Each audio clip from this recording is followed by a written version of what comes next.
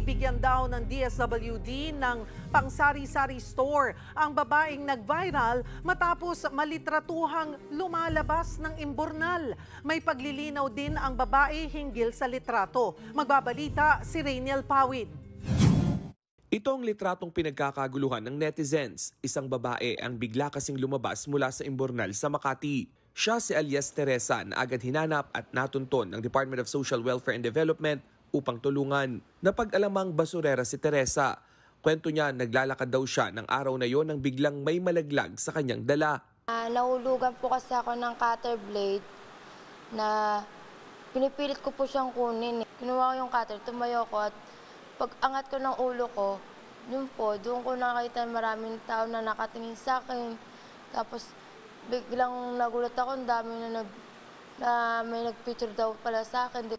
Ginagamit daw ni Teresa ang cutter na pang-alis ng mga label ng soft drinks sa bote. Itinanggi naman ni Teresa na roon siya nakatira sa imburnal. Araw-araw po ako dumadaan, pero first time ko lang pong bumaba. Hindi ako nakatira sa isang imburnal. Ako po ay may isang bahay. Pero sa kalagitnaan ng presscon, may nabanggit si Teresa na drainage malapit sa Makati Medical Center na ginagawa nilang dating tulugan at paliguan. Hanggang ngayon daw, roon pa rin naninirahan ang 4 niyang mga kaibigan. Doon ako sumiihi, doon ako naliligo minsan. Pag nandun lang kami sa Pasintamo. Ikinaalarma naman ng DSWD na ginagawa na ring tahanan ng ilan ang mga drainage o imburnal. On foot, umaakyat yung mga social worker namin sa overpass at sa underpass.